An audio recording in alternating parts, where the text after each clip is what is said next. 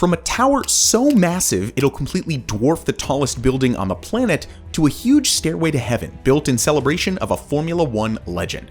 The world's tallest buildings have always been about pushing boundaries, and these projects are taking that to the extreme.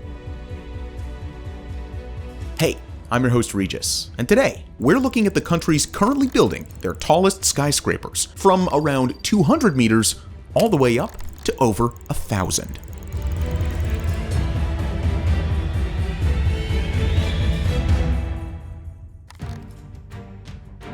Starting with the Riviera Tower. Think of Greece and you probably picture ancient ruins and white island homes, not massive skyscrapers, but that could well change soon. The Riviera Tower is being built where the former Ellinikon International Airport used to be. At 198 meters tall, it'll be almost twice the height of Greece's current tallest building, Athens Tower 1, which at 103 meters has held the record for more than 50 years. Since a height of 100 meters isn't typically considered an actual skyscraper these days, this basically makes the Riviera Tower the first real skyscraper in Greece, and it will be the defining landmark of the Ellinikon, the largest urban regeneration project in all of Europe. Still, not everyone's a fan. The country is building fewer homes than ever, and residential building permits across Greece have dropped in a big way. With these apartments averaging around $4 million, critics say the Riviera Tower isn't made for Athenians. It's made for the global elite. They're basically targeting wealthy international buyers looking for a Mediterranean alternative to Dubai. In fact, nearly half of Ellinikon's pre-sold properties have gone to foreign investors. You could say that it's a worthwhile investment when you think about the golden visa that comes with it. Just spend enough to meet the minimum investment level, and that residency permit is yours. Although the cost has recently increased. For some areas in Greece, it's under $300,000, but for prime locations, like where they're building the Riviera Tower, it's currently over $800,000. As of right now, construction on the tower is full steam ahead, and it's expected to be completed in 2026. But it could be beaten by Skyfort in Sofia, which is already structurally topped out and is expected to be fully completed this year. At 202 meters, it'll be the tallest building in Bulgaria. The name Skyfort isn't just clever branding either. If you're driving in from Sofia's southeastern entrance, look up. You'll see an arch-shaped skyscraper that looks like it's guarding the city. Bulgaria is in an earthquake zone, so engineers can't just build upward and hope for the best. So they had to get creative with the structure, an advanced seismic-resistant design using what's called C60 grade concrete. And if you're wondering what C60 means, imagining you're trying to crush a sugar cube with your fingers. Pretty easy, right? Well, now imagine trying to crush a piece of granite that same size. Much more difficult. Regular building concrete can handle about 25 megapascals of crushing pressure. C60 concrete? Well, it can withstand 60 megapascals, nearly 2.5 times stronger than what you'd find in typical construction. And look at the arches too. Because of that unique shape, they needed a facade with 2 different glass types. They used specially processed glass that appears white from the outside, but is transparent when you look out over the city.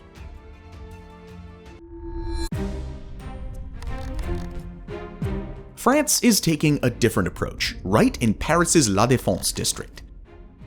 This is the Link, and it's not your typical skyscraper. At 242 meters tall, it's made up of 2 towers connected by 30 aerial walkways. And those aren't just sky bridges. They're outdoor terraces with planted gardens, creating little pockets of green space between the towers.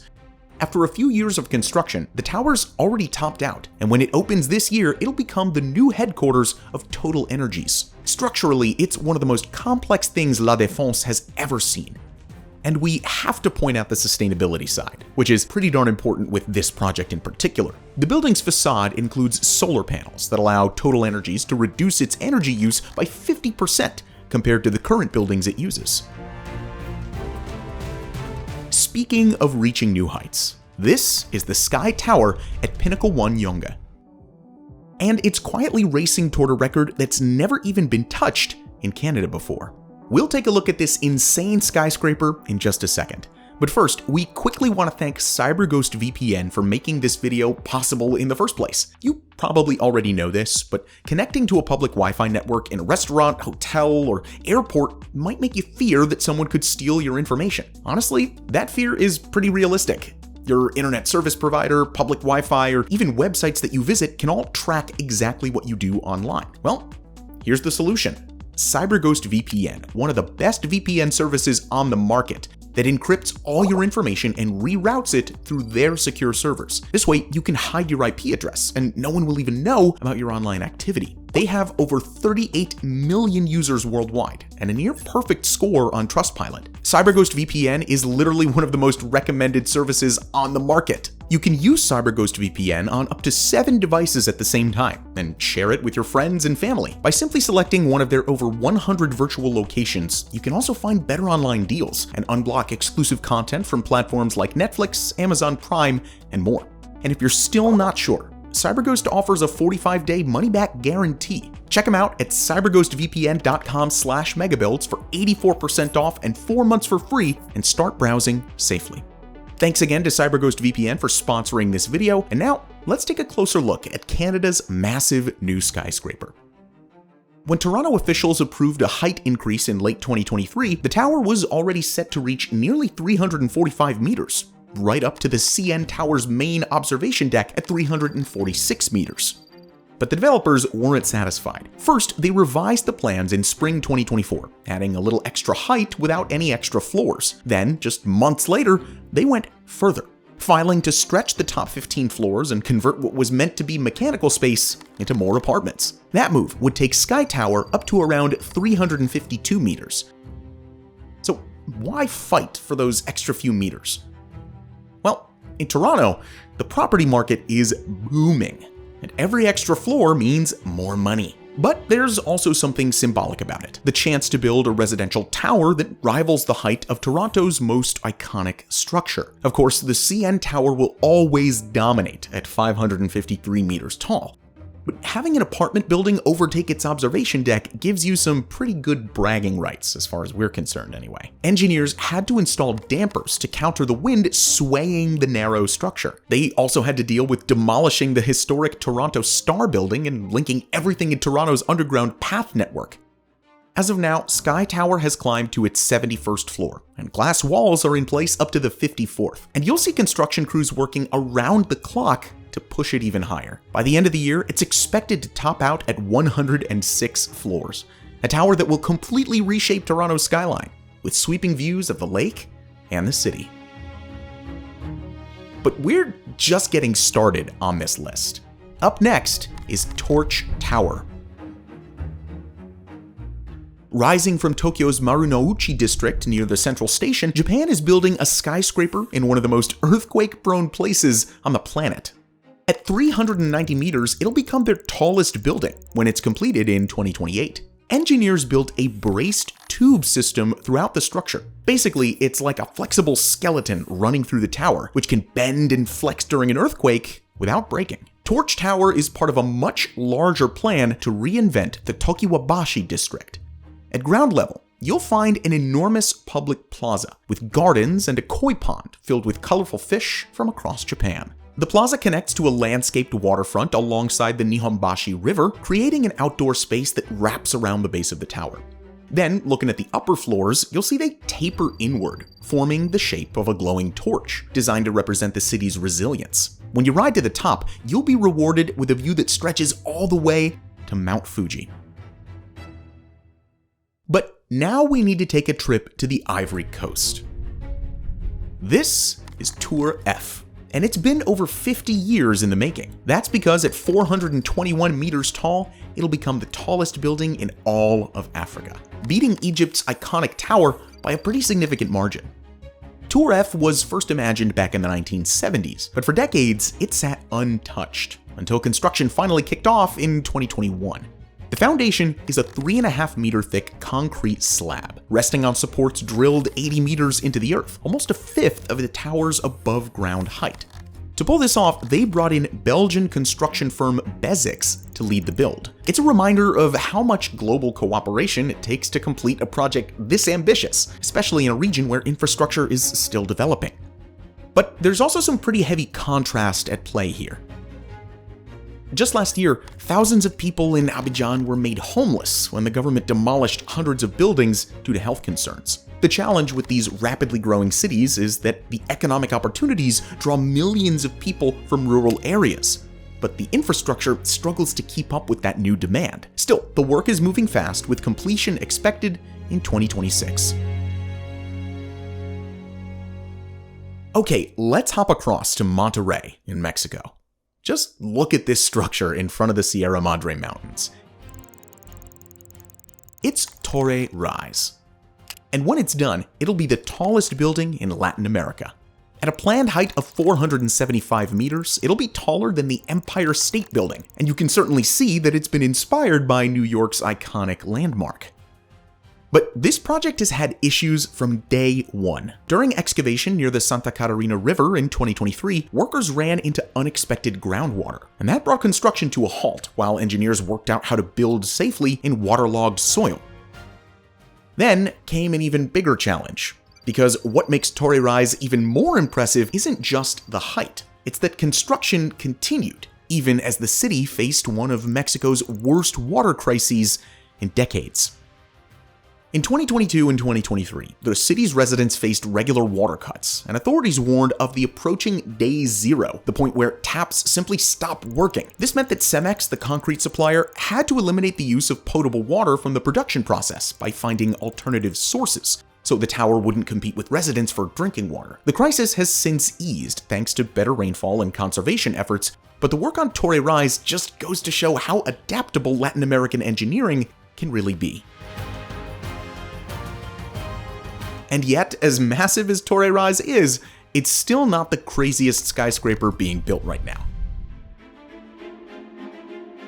Yeah, Brazil is not going to let Mexico have that spotlight all to itself. Down on the coast in Balneario Camboriú, they're planning something that'll snatch the tallest in Latin America title right back from the Torre Rise. This is the Senna Tower, and it'll be 554 meters tall when it's completed. It's named after Brazil's beloved Formula One legend Ayrton Senna and designed by his niece, Lalali Senna.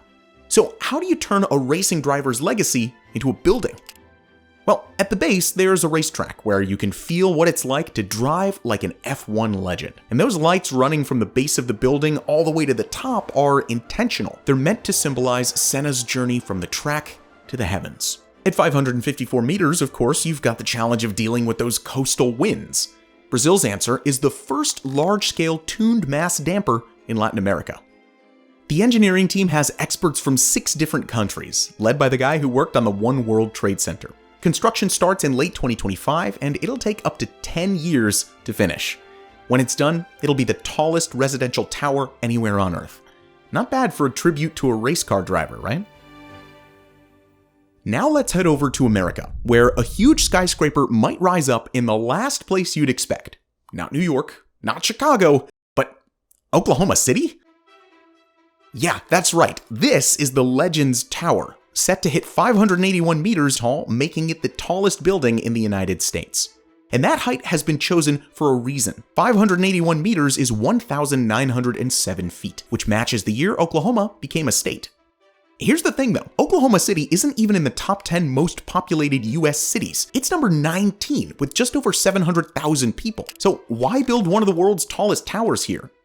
Well, the developers believe it'll completely transform the region. The trouble is, the tower's being built in an area known as Tornado Alley, a region that sees about 1,000 tornadoes every year. The structure needs reinforced concrete walls and ultra-strong materials to survive the violent winds.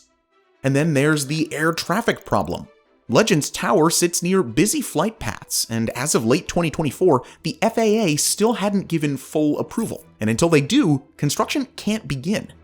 If all goes to plan, the tower will open by 2030, standing tall in OKC's Bricktown, surrounded by a new mini downtown of smaller towers. For a city whose current tallest building doesn't even crack the US top 70, this is a massive leap forward. But that's still not the tallest tower on our list. That title belongs to the Jeddah Tower. And if it ever gets finished, this would break the limits of what we thought was possible. The goal here is to be the first building in human history to cross the 1,000 meter mark, a full kilometer into the sky. That's nearly 200 meters taller than the Burj Khalifa. As we've covered on the channel before, there have been a ton of holdups with this one. And your guess is as good as mine if they'll ever finish it. But construction has officially restarted as of this year. Back in January, concrete was poured on the 64th floor, and as of April, it's reached the 66th, with a predicted completion date of around 2028, which means that there are 91 floors to finish within the next 3 years if it's going to reach that target. One of the key figures is back on board, Saudi Prince Al-Walid bin Talal, who was detained during the 2017 anti-corruption purge, but is now leading the project again. Even the Saudi bin Laden group, the original contractor that got kicked off the project, has been rehired with a new $1.9 billion contract. So what are the chances of the Jeddah Tower actually being finished on time? Well, the math is pretty tight, and the history is messy, but the money and the political pressure are aligned. Will they actually make it to 1,000 meters? Well, I guess we'll find out by 2028. So, what do you think? Will the Jeddah Tower get finished on time? Which of these projects that we covered today is your favorite? Let us know your thoughts in the comments down below. And if you want to try out CyberGhost VPN, make sure to use our link for 84% off and 4 months for free, as well as 45 days money back guaranteed. Enjoy having full access to blocked content on the internet, all while browsing safely. As always, thank you so much for watching, and we'll see you in the next video.